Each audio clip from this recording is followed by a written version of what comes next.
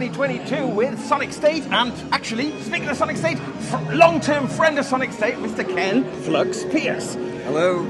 Here with ASM. Yeah, today we're going to check out the Hydrasynth Explorer. So these are shipping now, and just a couple rundown on these features that are really great is that this is battery powered, so you can take this on the go. So 8 AA's, and recommend using rechargeable batteries with these. You're going to get a good 5 hours of life out of this, no problem at all. We have a semi-weighted mid-size key here that is polytouch. And what that means is you have the full Hydrasynth polyphonic aftertouch ability on this synthesizer. Yeah, so that's quite a big deal then. But you say like mid-sized key, so I'll just use my finger. So they're a little bit, they're a little bit bigger than some of the other brands like mini keys that they would have. Not a massive difference, but enough to make it where it's really playable. And the throw of the key is actually very similar to what it is on the Hydrasynth, so you can actually get a lot of dynamic range when you press down. See. And what's really nice about this is you can customize all of the polyphonic aftertouch settings inside your system menu. So if you like it very sensitive to where my pinky could be an octave away and I could just, no problem. Or if you want it to be a little bit harder touch to where you're on stage and you're punching your best friend while you're jamming out and you don't want it to be like that, you could set it to very hard and you have a little bit shallower dynamic range on that, and it's just very, very useful in that way. So I just want to say something before we move on from that about, now, even though it's still portable and battery powered, there's a kind of bit of heft to it though. It's got it feels a really well made. So we can look on the underside here, and this is all solid metal under here, and it's a very thick metal, so it's not something that's going to be bending or warping on you. And the reason for that is because of the polyphonic aftertouch, you need it to be very stable. If you had something that's flexing and moving, you're not going to be able to play it very well. Is there any other small keyboards like this that is polyphonic aftertouch? No. This is the only actual keyboard layout that has polyphonic aftertouch in a mid-sized key, and it's using the same technology that we put into the Hydrasynth Deluxe and the Hydrasynth 49. So, one of the amazing things about this is how easy it is to map these things out. You're not going into you could of course go into a mod matrix and you have to, like a lot of synthesizers, you have to kind of dig through a matrix to do these things. But on the Hydrasynth, everything can be done with shortcuts. So let's say I'm in the filter, right, and I want my cutoff to be controlled by, say, LFO5. I just hold down LFO5 and press cutoff, and now the map is already there. Right. And I can adjust it right from here. So we should just mention then, on this Explorer, we've essentially got like slightly reduced version of the control on the other one, where you've got like this 8 with 8 buttons. Yeah, and one thing to be aware of is that the screens are actually, like, the font size and everything is the same. So it's not like you're trying to focus in on a really tiny screen or anything. It's just a matter of like using this space efficiently. So for instance, you'll notice that you have buttons for these macro controls. A macro button will allow you to just jump to a value, right? So they're really useful. On here, we have those buttons right here. And when you engage them, let's hop out of this for a second. When I engage a macro, you have it light up with a dot there. So you're not really losing much visual feedback. It's still giving you really all you need to know. The arpeggiator controls are a little bit slimmed down from the full-size version. Same as on the desktop. So you do have a shift edit, and then you could go and you see all these extra arpeggiator modes like ratcheting and the extra four controls you get move over to there. So your arpeggiator controls are this and you don't actually lose any kind of actual functionality. So the same patches on this, work on the 49, work on the Deluxe, and you just page down one to get to the other 4 knobs. So it's not like you're menu diving or hunting around. It's just one button press to get back and forth. So let's just focus on the differences then. You mentioned in earlier, we've got on the other models, we've got CV inputs and outputs. Yes. On this one, we've just got, is it just the CV outputs? It's just CV out, right? And on these you have modulation inputs. Right. So the other thing that you would have different is we have just sustain pedal here. We don't have the expression pedal input that would be on here, okay? So the desktop unit has a little bit more, you know, fully featured connectivity, but most of the time, if I'm being honest, you have 5 LFOs, 5 envelopes, and really you have another LFO as well for vibrato. So kind of if you need more than that, yeah. Like really? So, a little detail that I noticed that I quite liked is a tiny little LED that if we've got any mod, we can see there's a brightness. And this is all capacitive, so it's very sensitive, it's easy to use, and it won't false trigger on you, you know? So if I just like so. Yeah. And so if you have got a bit of mod going on, you can actually tell. Exactly. Yeah. Exactly. And in your system menu here, just so that I can kind of show you this real quick, you know, you have your light show controls. I know some people really like it to go into flashing mode really fast. Right. Or maybe just turn it off. But either way, you have this. You have full control over your screen brightnesses, your button brightnesses here, and then if we dive in, you'll see that you can select between battery of nickel metal hydride or alkaline, you know, and that's really just kind of so that it knows how to gauge how much battery you have left. Right. You know. Yeah. Cool. Microtonal scales you could import from like scale of MIDI files into it. You have full range over your tuning of the synthesizer. But if we look here, this is where the aftertouch curves are, right?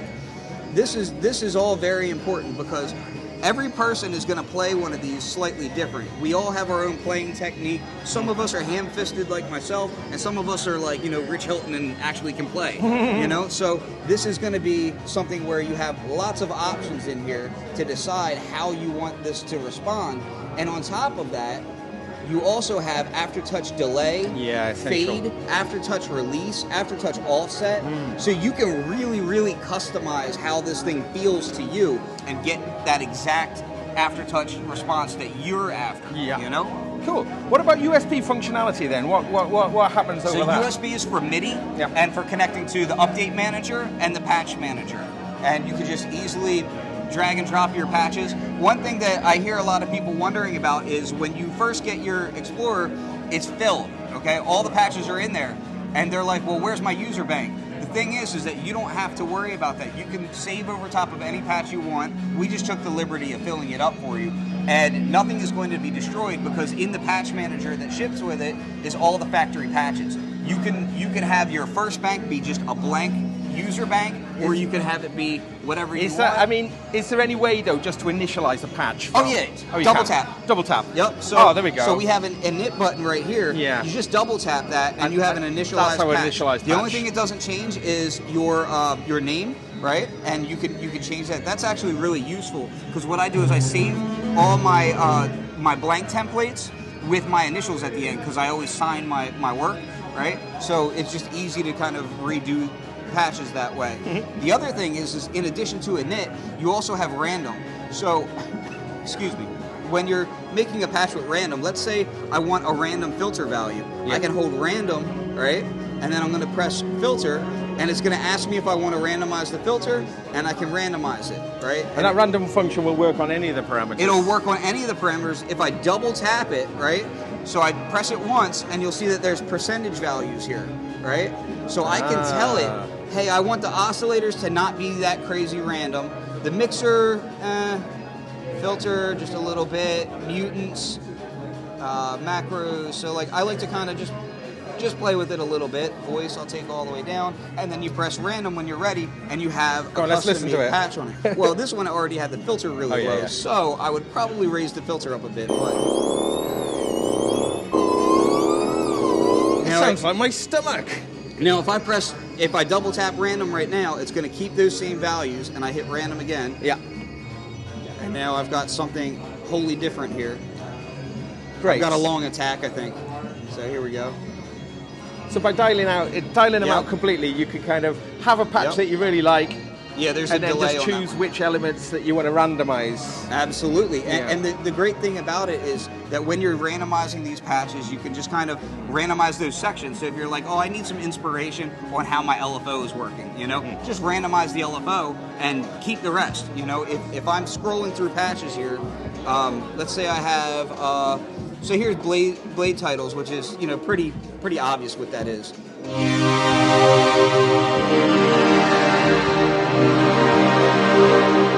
if I hold random and then I press filter, right, I'm going to randomize just that filter, and now it's totally different. And we've got the, what is it? Oh, high pass. Let's go low.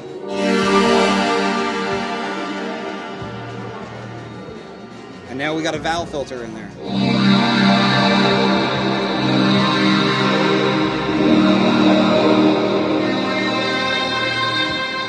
So it's very easy to just kind of like sit around and mess around with it, come up with different ideas. Yeah. We also have like the LFOs can be basically step sequencers. So you can trigger off envelopes from other LFOs and other sources. And in addition to that, when you turn this to step mode, you have the ability to say BPM sync it, right? Which everything can be BPM synced. That's a beautiful thing. Like your envelopes, the attack stage, the decay stage, the release stage, you could set it by like 8th notes, 16th notes, so everything can be, you know, in sync and sounding great, you know? What is our sync in options then? We don't have a gate in, MIDI. do we? So, We're you gonna don't MIDI. have to sync from MIDI. Yeah, we're gonna sync with MIDI, and yeah, it locks right up. We have modes where we can lock the clock so that you're changing your patches and it'll stay there, stay at one tempo, that sort of thing. Okay. So if I turn on semi-lock, right, and then I hit step edit, you can actually press the step and then just press a key to set whatever pitch you want there. All right, and then I go to the next page here, and then do this one. All right, so if I hit exit and I just map this to my oscillator, right? So it says pitch, and I can go full. And matter of fact, I'll do all oscillators at that pitch. So that's now that sequence. And if I want to have my filters triggering from that, right? Oh, sorry, I screwed that little piece up. Let's put that back. So if I want the filters to be triggered from that, let's say I have this filter here, and we've got just a bit of envelope amount here. This envelope, if I press this button a couple times, you're going to see that I have a trigger menu. And then I just trigger it by LFO 5, which is the one that I was on. So now it's going to trigger that envelope for the filter like that. And I can do that so forth and so on for my amp, for everything. And you can do that on multiple lanes, so you could have oscillator 1 being controlled by one envelope, oscillator 2 being controlled by a different envelope, so that you actually can make like a kind of multi-timbral type patch inside of a mono-timbral patch. Nice. It's craziness. And you've still got all of the kind of key quantized stuff with that you can do with the arpeggiator. Yeah, absolutely. Yeah. And in addition to that, you have the ability to, like I said, you could do microtonal scales and everything. So when you go into your voicing menus here, let's actually change the patch for a second here. Just get something somewhat. And so the patch storage is the same amount of patches as this on. Yep. This is all the same. Literally, it's the same chip and same engine. Everything is the same. It's just the few less controls and the smaller form factor. Yep, and the fact that you can go, take it on the go and sit it on your lap and have some fun with it. So where was I at? Voice? Yeah. So if I go into the voice menu, you have things like analog feel. So analog feel is not just your typical, it's not just key tracking going off for your oscillator pitch. It actually will affect your envelopes, it'll affect your filters, it'll affect your oscillators, and it's very minute changes. Yeah. So like when you keep it low like this, it's a very subtle sound, but when you bring it way up, you can hear that little drift. Yeah. So and that's affecting everything on there. So it's very useful. And you have your stereo modes, you have a warm mode, so if you want this thing to have kind of like a vintage analog type sound, like it basically EQs the entire synthesizer and that's to like have that kind of sound. When you said that, that's a kind of global then, not, that's global. It's not a patch level, yeah. Well, no, it's per patch. Per patch. Per patch, yeah. But it's global to the voicing. Global to the voicing. Can I just point out one thing here? Yep. Panic, shift, panic, shift and home. Yep. MIDI So panic. if you've got MIDI doing something crazy, Yeah. or you don't know what's happening, I think it should be law that all MIDI devices should have a quick panic function. Well, So I just fortunately, wanna- fortunately, Glenn Darcy, the CEO, he's pretty familiar with having your eardrums blown out by different gear that you're working on. So he's very much like, we need to make sure that like that doesn't happen. So, so yeah, we've got multiple ways of doing that. This pot here is actually an analog pot, so this is not digitally controlled right here. So you never have to worry about that. So we can get it off. In fact, the only Hydrasynth that has a digital pot for the volume is the Deluxe, and that's because you're controlling multiple engines at once. Oh, I see. So you kind of need to do that on there. But yeah, you have your scale modes are right here. So you can dial them in. So you can key lock it. You have a scale mode, and you can change through here. You've got lots of scales in here, and you can just dump more and more scales into it and have fun. How does it choose? Scales. What does it do for the keys that are out of scale? Does it make it so the mute it them? does not alter your MIDI. It's internal to the engine. Okay. So it's going to it will make each key go to the nearest part of that scale. Right. This is the Micro 13 that's Chinese dizzy float. So we can do I know that scale really well. And then we'll go here. Archytas enharmonic. Yep. So if you want to do that stuff, there's some crazy scales. Really, what I've found is myself, I'm not huge on microtonal scales until I started getting into the arpeggiator stuff.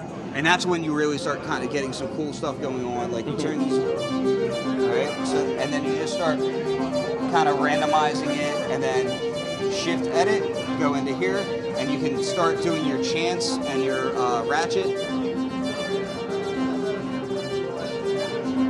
And we can kind of just lots of fun to randomize things around, and with a microtonal scale, you just kind of get things that you probably wouldn't be messing with otherwise. No. You know. Well, I think we should probably look to sort of wrap this up now, just because it's such a deep little machine. Well, you know, as are all Hydrasynths. Big question is, shipping now? Yes, shipping now and in stock now. And so in stock you can now. actually go out and get them as opposed to like having to wait for whatever. So and we're looking at how much? $599 US. I have to get the euro pricing on it. Okay. But yeah. So $599 US, you get an awful lot of synth power. For Absolutely, your and it's a fantastic VST controller. So like that's one of the things that I love doing is essentially an MPE controller. Well, because so many plugins allow for MPE or polyphonic aftertouch, and really you have no way to do that if you don't have like a Hydrasynth or an expensive MPE controller. You're not going to be able to do that, and this is like easily the best entry into having keys that you can actually play in a proper fashion and still have polyphonic aftertouch. Fantastic. Okay, Mr. Flux, thank you so much. Thanks so much. Yeah.